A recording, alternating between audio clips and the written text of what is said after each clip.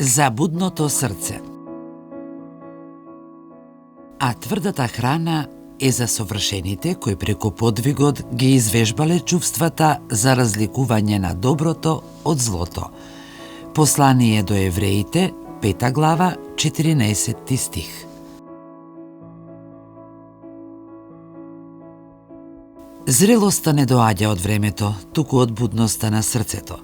Како што телото се навикнува на тврда храна, така и духот расте преку постојано учење низ искушенијата. Оној што внимателно ги препознава животните поуки, не брза да суди, туку умее да гледа подлабоко во суштината.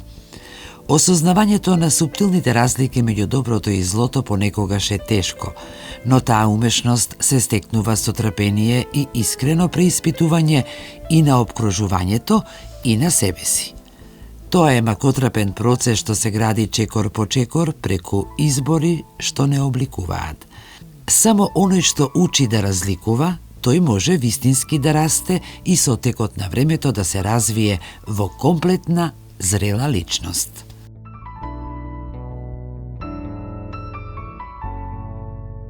А тврдата храна е за совршените кои преку подвигот ги извежбале чувствата за разликување на доброто од злото.